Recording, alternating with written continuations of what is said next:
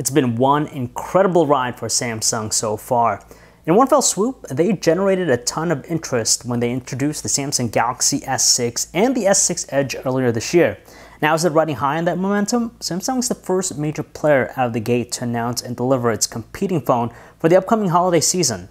Last year, the Note 4 managed to receive universal acclaim for its impressive performance and being the Swiss Army knife of smartphones. While it's almost certain that its successor is going to be yet another solid offering, we've seen a shift in the space of late. We now have sub-$300 phones with incredible performances, offering a ton of value in the process. Perhaps this new phone can muscle the competition to prove that it's still an undisputed pound-by-pound champion. Hey guys, John V from PhoneArena, and you're watching our video review of the Samsung Galaxy Note 5. With the Note 5, we now have a phone in series with a premium design language, one that combines metal with glass for that ultimate fusion. In the process, however, they've shed the sophisticated look of the Note series for one that's more fashionably stylish. Our eyes are once again mesmerized by the dazzling look of the phone, where tilting it at a certain angle brings out its color even more. Add to that, the metal trim bezel adds integrity to the phone's construction. We're also astounded by how they're able to trim out the fat even more from its body, making it skinnier, lighter, and easier to handle. Now, while we applaud its new design language, the glass makes the phone feel a little bit fragile, and it's prone to fingerprints, and it's also slippery as well. There are also drastic changes to the Note 5's arsenal. Gone are the classic staples in the series, such as a removable battery, the micro SD card slot for storage expansion, and an IR blaster for being a universal remote. It's really tough to overlook that, but whatever the reasonings behind it, the Note 5 forgoes having them in favor for a more premium design, and that's obviously the biggest trade-off right there. Still, you do get things like rapid charging via its micro USB port. You also have built-in wireless charging, you have a heart rate sensor, and also a fingerprint sensor. It uses the same fingerprint sensor as the S6, so that's easier to operate than last year's hit-or-miss operation. And then we have the S Pen. It's still tucked away in the lower right corner of the phone, but employs a new auto eject mechanism. Its placement, in our opinion, is better suited at the upper right corner, but we suppose it will feel a little bit more natural over time.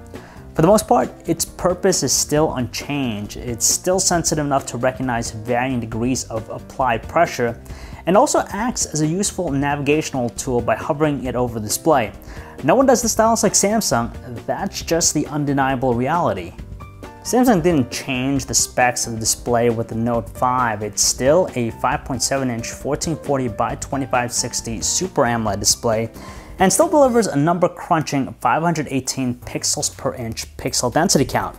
It's still exceptionally sharp and highly detailed, but beyond that, we get this feeling that we're dealing with the same display found in the Note 4. And why is that? Well, its 470 nit luminance is a hair better than last year, while its color temperature remains similar as well at 6700 Kelvin. That's close to the perfect reference value of 6500 Kelvin, which means we're dealing with a neutral tone panel, so it's not overly warm or cold in tone. And finally, it has the same color reproduction as the Note 4's display. That's a good thing because it means that colors are realistic and true to life. All these qualities point to the undeniable truth that we're dealing with the same display. Well, there might not be any notable improvements with the display, but it just simply reaffirms Samsung's expertise when it comes to making displays with near-perfect qualities. Less is more. That's the approach Samsung has been targeting since the unveiling of its latest TouchWiz UI experience with the Galaxy S6 earlier this year. And thus far, it's been well received for its slimmed-down offering. The Note 5 follows in keeping only the relevant features intact with its TouchWiz UI experience, but it's mainly separated by its specific S Pen features. Now, before we get onto that, let's first spend a little bit of time talking about the visuals. On the surface, it has the same features from before, which include things like that neat parallax-like effect with the wallpaper. You have downloadable themes as well, a one-handed mode, and multi-window for true multitasking. However, when you look at it closely, it reveals that there's a subtle facelift to the icons. They're slightly more rounded, and that's about it. With the S Pen, it's greeted with some enhanced features. The auto eject mechanism means that the S Pen is spring assisted. Pull out the S Pen while the phone is locked, we can write down a memo. Wonder why it took this long for these features to come out, but certainly useful in getting ideas jotted down quickly. Air command has been enhanced to stay on longer on the screen whenever the S Pen is pulled out while the phone is on. And another new useful feature is being able to write on a PDF. We can edit, annotate, and even save PDF files. This finally offers us a hassle-free way of signing important PDF files on the go.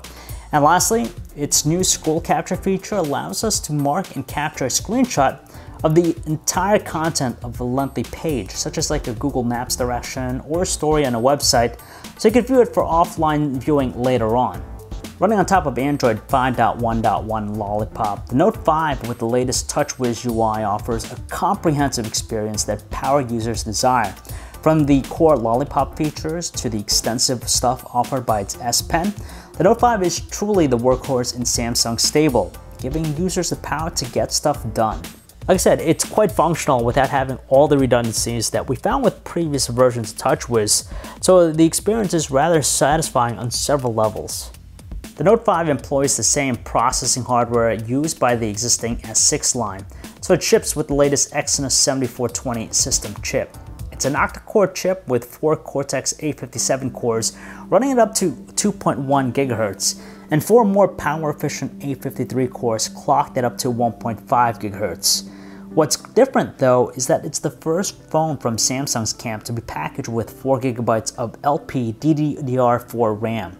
It runs just as quick and snappy as the S6 line, so that means scrolling between the home screen is smooth, apps launch instantly, and its performance is accompanied with buttery responses.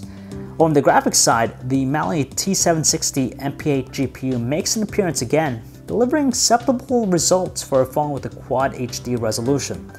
Although it's not class-leading in the GFX bench test, we have to remember that it's contending with Quad HD resolution, so it's not able to achieve the higher frame rates produced by the HTC One M9 or the Apple iPhone 6. Then again, neither of those phones are dealing with such a pixel-dense screen. Samsung Galaxy Note 5 features a 16-megapixel main camera with optical image stabilization, while up front there's a 5-megapixel selfie shooter. In terms of the optics, you now have an impressively wide f1.9 aperture lenses on both the rear and front cameras, which is a big theoretical advantage for low-light shots.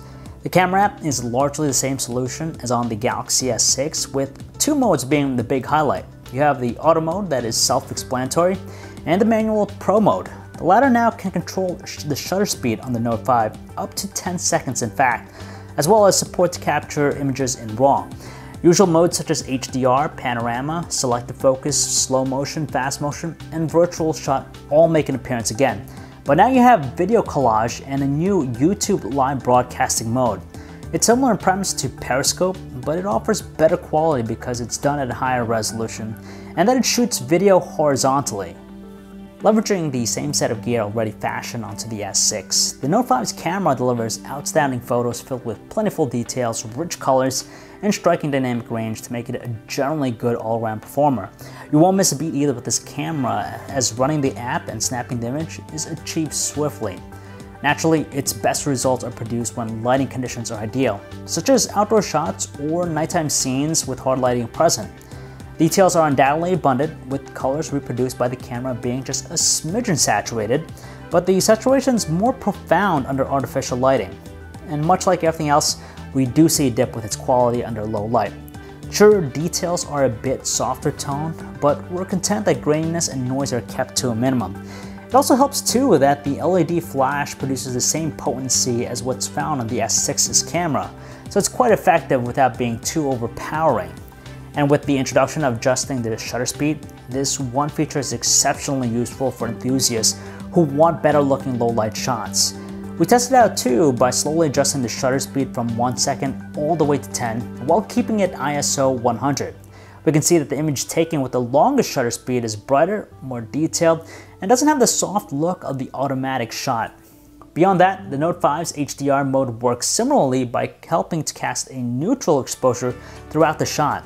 To be fair though, it works best with high contrast scenes. And unlike other HDR modes that seem too artificial, the Note 5 doesn't go bonkers with the color saturation. And yes, it takes some good looking selfies, just as long as there's an abundance of lighting around. It's accompanied with some editing tools that offer real-time adjustment, However, we find them to be way too artificial, going as far as transforming us into anime characters. When it comes to shooting video, we have choice. You have Ultra HD, Quad HD, 1080p at 60 frames per second, 1080p at 30 frames per second, 720p, and VGA. Not to mention, we also have fast and slow motion capture in an arsenal as well. Between the various shooting modes, the only major difference here is detail. Therefore, if you want the highest amount of captured detail, it's best to go with Ultra HD recording. Aside from that, we're ecstatic to see that the Note 5 offers image stabilization to help keep things steady. You have clear and distinctive audio recording, a gradual exposure adjustment, and a pretty spot-on autofocus as well. Trust us, the camera is perhaps one of the most versatile things around, not only for the superb quality, but also for its ease of use. It's the same TouchWiz music player we're dealing with here, so it's nothing terribly different with the interface and its function. Whether it's due to the new placement on the bottom edge of the phone or something else entirely, the Note 5's audio output is less than its predecessor at 70.7 decibels. While that's still loud enough to have a commanding presence in small rooms, there's a hint of sharpness when it's set to the highest volume setting. Interestingly enough though, the Note 5 has an option for ultra high quality upscaler in the settings menu when listening to music through the headphone jack, which Samsung alleges to enhance the upscaled audio quality for a clearer listening experience. We tried it out, but we barely noticed a difference with the quality. In fact, it seems as though it's been treated to a boost in treble and bass for a more robust tone, and nothing more. While we don't notice a tremendous difference in our experience, Samsung claims that ultra high quality audio is supported over Bluetooth on Samsung's next generation wireless audio accessories. Over on the video watching front, we have no qualms whatsoever with the Note 5's experience. It's the ideal thing for all sorts of content consumption. Of course, setting the display to adaptive mode accentuates the experience by adjusting the contrast and the color saturation of the screen for the most optimal viewing experience. And rightfully so, videos are mesmerizing and breathtaking to watch on its vibrant screen. It also wouldn't be a Samsung phone if it didn't offer its pop-up feature, allowing videos to play on top of whatever you're doing. Taking a page out of the S6 Active's playbook, the Note 5 offers an extra volume mode when having phone calls through the earpiece. Honestly though, the quality with the standard volume is pretty good and audible, but the extra volume mode indeed strengthens the tone a little bit, but the compromise is made in the hint of crackle that accompanies voices. Oppositely, the mic seems to make voices sound a bit subdued in tone, which makes it a little bit tough to discern over on the other end of the line. And finally, the speakerphone is suitable to use in noisy environments thanks to its strong output. The battery cell inside of the Note 5 is actually smaller than its predecessor. Strangely enough, the 3000 mAh battery cell beats its predecessor's result in our battery benchmark tests. It reaches an impressive 9 hours and 11 minutes from a full charge, eclipsing the 8 hours and 43 minutes produced by the Note 4's larger 3220 mAh battery. We can also test its longevity on a real-world basis since it's able to power us through a solid 1 day of use, where we've seen it at the 25% mark right before calling it quits for the day. And if that's not enough to make you forget about a battery, it only takes 81 minutes for it to get back to 100% capacity. That's just as fast as the Samsung Galaxy S6 and the S6 Edge, which have smaller sized batteries. And best of all, you also have the convenience of wireless charging. We've dissected every part of the Galaxy Note 5, and not surprisingly, it's still an incredibly advanced device that's untested in the phablet space. Performance alone proves that it's every bit capable of tangling with the other handful of heavy-handed phones that have been announced so far for the upcoming holiday season. However, it stirs up criticism for removing features that have been staple with the series, such as the removable battery, the microSD card slot, and the IR blaster. It undoubtedly lessens its value since the series has always been known to be the Swiss Army knives of smartphones. Nevertheless, it points to Samsung's new thinking of less is more. Whatever the case, those features will be missed and makes the Note 5 less versatile than its predecessor, and that's despite the new addition and features it offers. In terms of pricing, it's a jumbled mess because of the inconsistent pricing amongst the carriers. Now, just to make it simple, we'll talk about its full outright cost here. Right now, the base 32GB model sells for between $700 and $740, while the 64GB version will cost you anywhere between $780 and $840. While it's unbelievable that it's priced differently between the carriers, we can agree that the phone is expensive whatever way it's looked at. Pricing is an intriguing area because we're seeing a shift in the way phones are being purchased here in the US. This year alone, we've seen a handful of premium mid-range phones, such as the Moto G 2015 and the Asus Zenfone 2, which sheds light on this new sub-$300 category. The disparity is immense between the Note 5 and those phones, which will make you think even harder about the Note 5's starting costs.